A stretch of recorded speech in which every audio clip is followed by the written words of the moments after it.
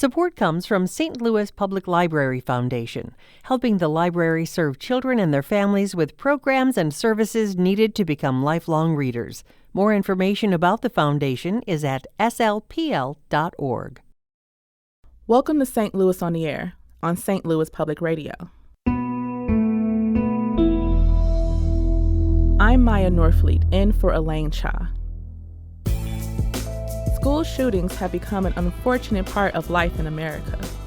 So far this year, there were at least 178 incidents of gunfire on school grounds across the country. That's according to Everytown for Gun Safety Fund.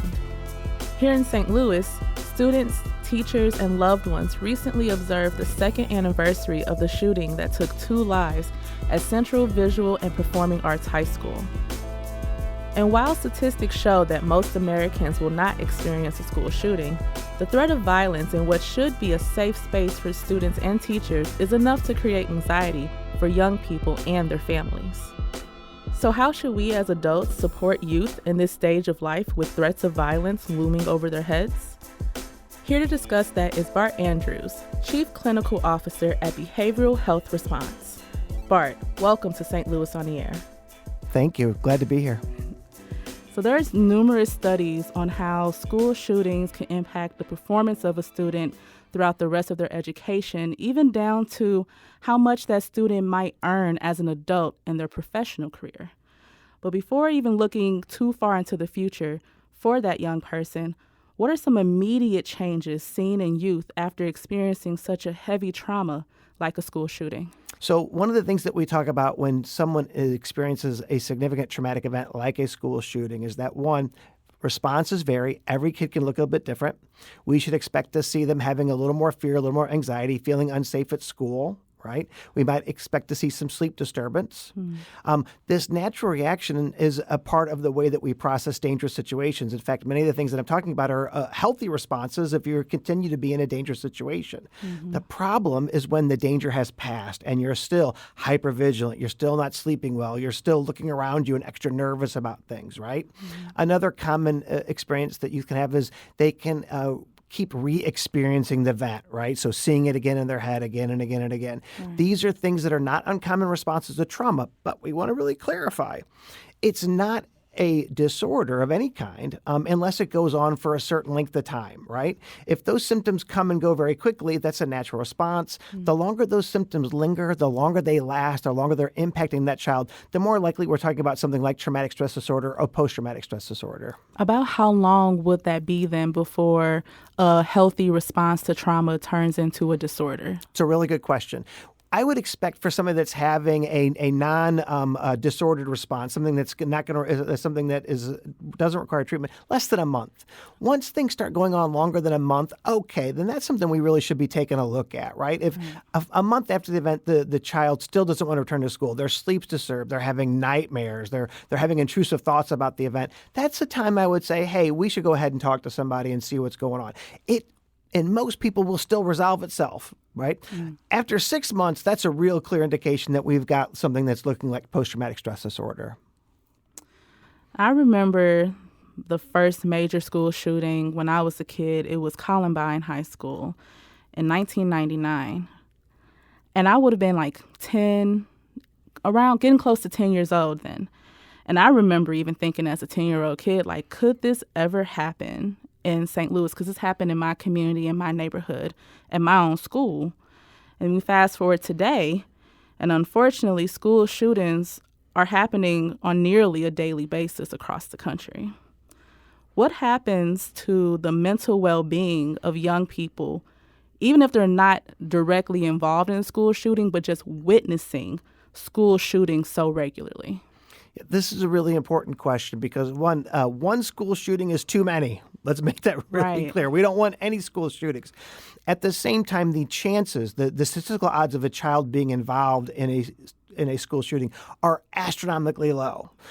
But here's what happens. Even though those odds are really low, we broadcast it on TV. It's on every TV station. It's on cable. It's on the internet, right? So we have something called the availability heuristic.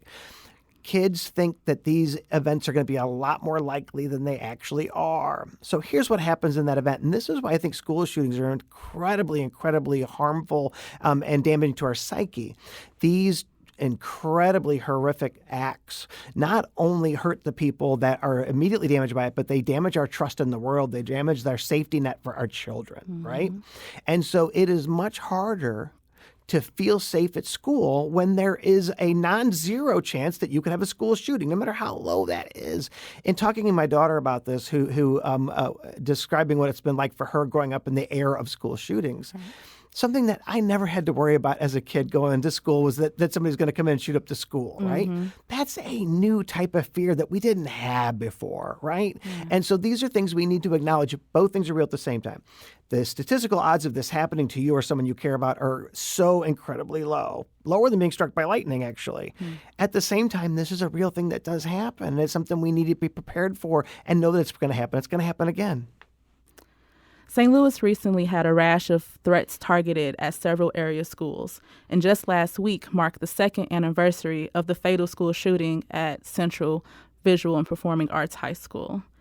And I find myself thinking about the youngest students at that time would be juniors in high school now, and the graduates from that year are entering their 20s. How does a trauma stemming from violence, or even the threat of violence, impact young people in those stages of life? So these developmental periods that youth are going through are incredibly important. And so when you think about someone who is a freshman in high school when this traumatic event happens, it changes in many ways the entire experience of being at high school, right? So there's some things that we talk about this that are really important. It's really important that one of the messages that we send to people who've been through this is that, yes, this was horrible. Yes, you went through this, but we do not want to make this bigger in your life than it needs to be. Do not let this event be how you identify with your high school experience or your school experience or the friends that you knew and loved, right? So this is something we talk about a lot in therapy and in general mental health wellness education, is that we can make things in our lives much bigger than they need to be, right? And then they can take up a lot of space and harm us in ways that if we had put it in a different perspective would not be as damaging. Now, I want to say this delicately. Look, when you've been through a traumatic event like this, it is an incredibly big deal, and it's going to leave a mark. But it's also important that we don't define our whole lives and our whole high school experience based on this traumatic event. That's going to lead to more problems than recognizing this was a horrible event. But also there were good things that happened in school. I had friends I learned. There were other things that occurred in this developmental process.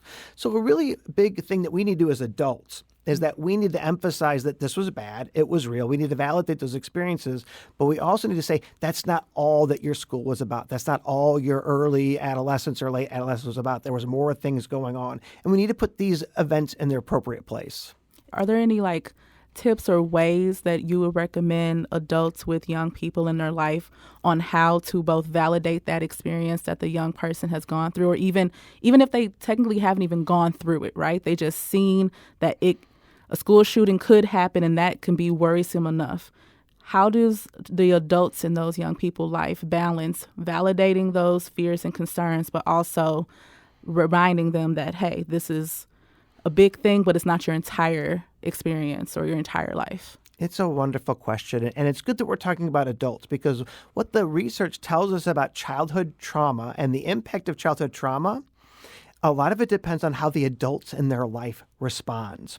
And this is why when we're working with parents, we say, even though you've been impacted by this and even though this hurts, it's important that you model resilience to your children, that you model healthy coping strategies. And this is really hard because when our kids are threatened like this in school, oh my goodness, our natural response is to be incredibly anxious and to defend and to get in and do things. That's very understandable, and that's also a natural response. So we need to put these things in perspective. So to your point, you put this really well already. Two things exist at the same time. This horrible event happened. We need to acknowledge this horrible event happened. We do acknowledge that you're going to have some intense feelings and some negative experience connected to this thing because that's natural.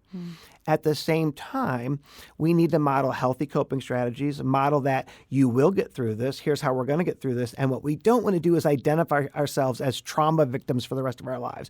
In fact, there's really good research that shows this is absolutely fascinating, The objective rating of the trauma is not as predictive of the symptomology a person might experience as much as their rating, their self-rating, their subjective rating of the trauma. So two people can experience the exact same trauma objectively. And the person that rates that trauma as, yes, it was bad, but it's not everything, and I don't want to make it more than it is healthier than the person that magnifies that trauma, catastrophizes that trauma, and that trauma becomes a part of their identity. In fact, we're seeing this increasingly with our youth as a diagnosed mental illness, either self-diagnosed, which is really bad out there, please don't do it, or a real diagnosis by a professional is becoming a huge part of their identity. This isn't healthy. This is not what diagnoses are for. And so we need to put these things in perspective, demonstrate healthy coping strategies while validating the emotional experience is very real. So it's almost like the adult also has to, I'm also trying to put it delicately, but the best way in my head right now is the adults have to get their stuff together before they can even help the child out. This is really important. We have to have boundaries with our children, right? Adult parental boundaries are really, really powerful. And if you are having an emotional reaction to an event and you are sharing your emotional reaction to that event with a child who is not your therapist, who is not your parent, that's a boundary violation in a way. In fact, you as a parent can emote, and we certainly can demonstrate and have emotional experiences. But how we do that really needs to be thought through and deliberate, and making sure that we're not exposing our children to our own challenges in a way that can make things harder for them. I'm speaking with Bart Andrews, Chief Clinical Officer at Behavioral Health Response in St. Louis. How does treating trauma differ between youth and adults?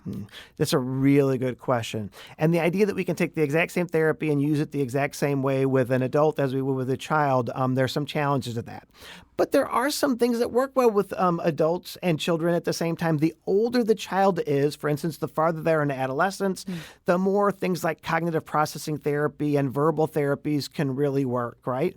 The younger that the child happens to be, there's some things we need to be aware of. For instance, if a child is having a hard time articulating how they're feeling, if they're acting out their trauma, so often what we will see, instead of a child saying, well, I'm anxious all the time, they may be more aggressive, they may be more verbally hostile, they may be more irritable. So that also means when we're doing child therapy, one of the folks that needs to be included in that therapeutic process is the parents.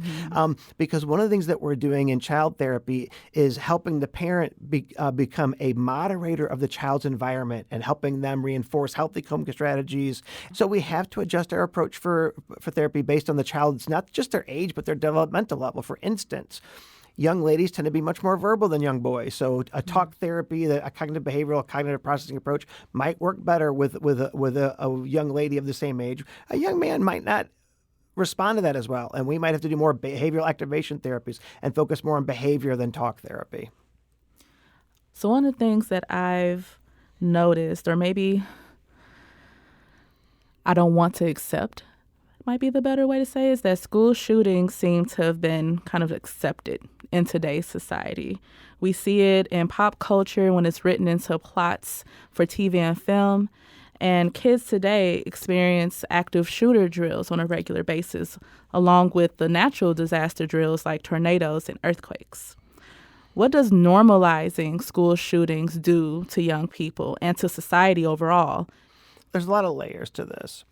I think that we need to be very careful in terms of not normalizing in the sense that this is likely to happen. You should not, if you're living in fear every day of a school shooting, we need to have a conversation because that is not healthy. That is no way for anybody to live their life. And that's going to have a much bigger impact on you than anything else, right? At the same time, we're acknowledging these events are actually real things. Now, there are some things that we could do if we really wanted to stop. This you're going to laugh at this. If we wanted to cut down on school shootings, quit covering school shootings in the media and the news. There was a movement that was called Don't Name Them. Don't name the shooters. Don't discuss the shooters. Yeah. Don't do interview with the shooters' family members. If we really, truly were serious about preventing school shootings in something we had control over, we would quit talking about them at a high level. More and more, it's very clear that these school shootings are not driven by mental illness. They're not driven by bullying. They're driven by a sense of, I feel hopeless, helpless, lost in the world, and I'm going to make a name for myself doing this tremendously horrible thing. And then how, obviously I'm a member of the media, balancing all of what you just said, but then also the community's that we serve asking for that type of information, wanting to know more about the why behind a shooter, or how did the shooter get access to the weapon? Like, those are all really good questions that, as a journalist, we are here meant to answer them. So in that way, how do you think we should balance? Yeah, when I have this conversation with folks in the media, it's a really big challenge because, in fact, you're giving folks what they want, right? Right. I'm not sure that we've had any major legislative breakthroughs because of all the coverage over the gun violence, right? So I'm not sure we're serving any purpose with that. So I think the media has a really difficult challenge. It's not easy to balance these two things. Providing accurate coverage on the impact of this is one thing. No one's gaining anything by naming the shooter or doing deep dives in their lives. We're not going to prevent anything by that, and it may lead to more shootings. And even on the topic of like bringing up so much stuff constantly over and over and over in media, another thing that I know you feel strongly about, because I've heard you talk about it in the past, is how people talk about mental health, mental illness, and wellness on social media. Yes. When, like, I have younger nieces and nephews, and when I even hear them talk about mental health, they have way more words to even describe what they're feeling. And when I ask them, where are you getting this? They're like, oh, TikTok, Instagram. I learned so much about PTSD or any other host of different conditions, disorders, experiences from social media. What are your thoughts about how it gets discussed online? Yeah, I have very strong thoughts about this. If you're getting your information about mental illness from TikTok or Instagram or Twitter or Facebook, and it is not a licensed, educated professional doing a very serious conversation about what these things look like, please stop doing it. In fact, there is so much utter garbage on TikTok and Facebook and Instagram about mental illness that we have kids diagnosing themselves with mental illnesses that they absolutely do not have. So I like to clarify some things because there have been some improvements culturally that I'm very excited about. Our young folks are much more comfortable talking about negative emotions, talking about being sad, talking about being lonely, talking about suicide thoughts, for instance. Yes, we should be having these conversations and we should be able to talk about negative emotional states. At the same time, what we're doing is we're pathologizing negative emotional states, and everybody that has a negative emotional state has a mental health disorder, and that is absolutely not true in any way, shape, or form. Mental disorders are very different than medical disorders, and we really need to talk about this. There's been this huge thing that there's no difference between a medical disorder and a mental health disorder. There are so many differences. Medical conditions are not culturally bound in the same way that mental health conditions are. Mental health conditions can be spread through social contagion. It's a very real thing. And so these things we talked about, we need to model healthy behavior. We need to normalize negative emotions, which are normal. And we need to make it really clear, please don't diagnose yourself. If you think you're have a mental illness, please get a professional opinion. Because I think sometimes when we think or talk about how mental health is discussed in media, be it, television, newspapers, whatever, or social media, that, like you said, a good thing is that younger people are more willing to discuss their hardships, what they're going through, than older generations. So what would you think, or what would you say or have been saying is the proper way or a proper way to destigmatize conversations about one's mental health, especially if they're going through it? We do want to continue to have youth talk about their experiences, talk about their feelings, be accepting and validating towards negative emotional experiences. And here's the challenge. We have raised our children to be perfectionists. We expect them to get straight A's and to go to college and have all these amazing things happen. And we talk about this idea of, self-esteem. All right, you should feel good about yourself all the time. No, actually, you shouldn't. In fact, there's many times when we feel bad about ourselves because we made bad decisions and we need to learn from those bad decisions, right? When we tell people you should feel good about yourself all the time, we create a dynamic where if anything doesn't go perfectly, the youth feels bad, right? Because I'm supposed to feel good all the time. And then instead of recognizing that maybe I engage in some behavior that I need to change, they feel bad because something you did or the school did or the work did, right? So we've created this really, really challenging dynamic where youth are externalizing all their life problems. I don't feel bad because of something I done. I feel bad because the world's horrible. Yes, sometimes the world can be horrible. But this is something I talk to youth about all the time. Internal versus external locus of control. Do you feel like internal locus of control is I have charge over my life? I can make decisions. What I do and say matters, and I take responsibility for myself. People who have an internal locus of control show better life outcomes in almost every single category.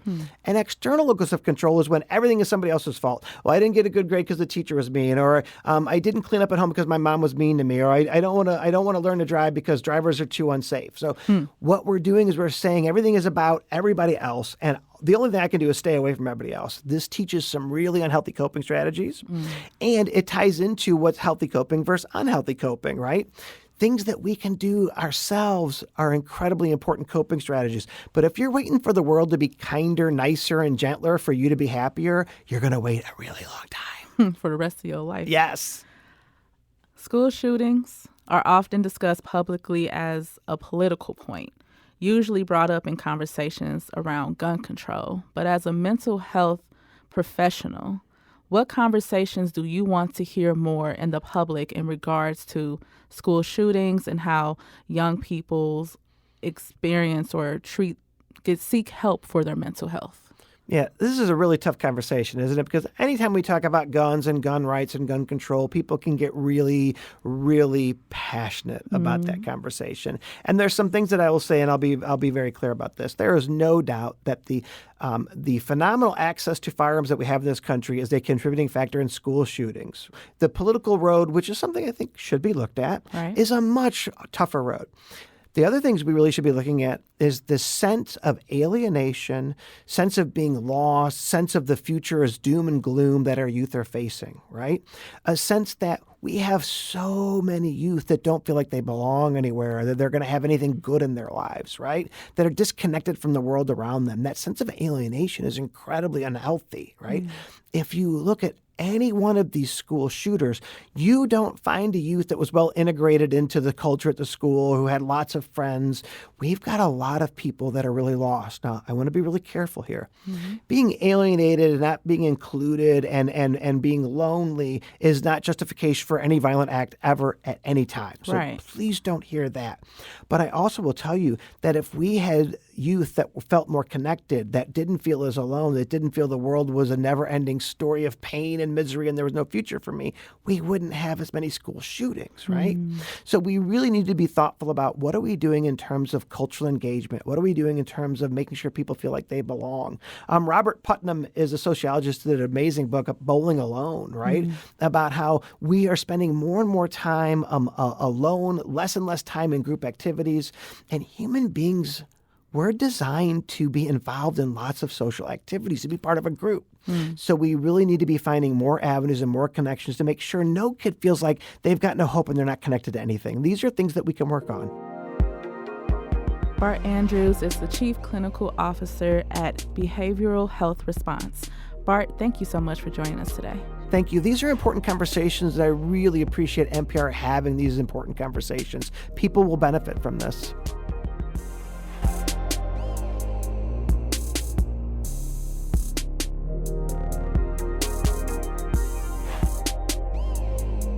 This episode was produced by Maya Norfleet. Our audio engineer is Aaron Dorr. This podcast was mixed and edited by Aaron.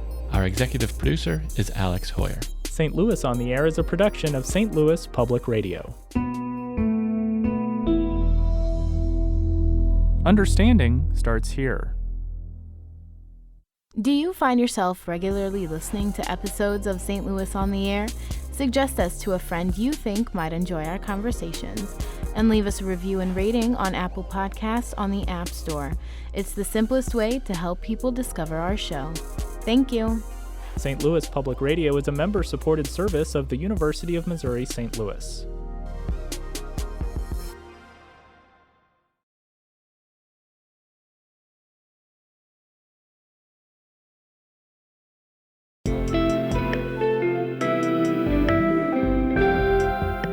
The Gateway brings you the day's news each weekday from around the St. Louis region and the state capitals in Jefferson City. Our schools are accredited. We don't need this bill. And Springfield. How many more years must pass before lawmakers see Time is of the essence. I'm Abby Larico. Join me each weekday for The Gateway on the STLPR app or wherever you get podcasts.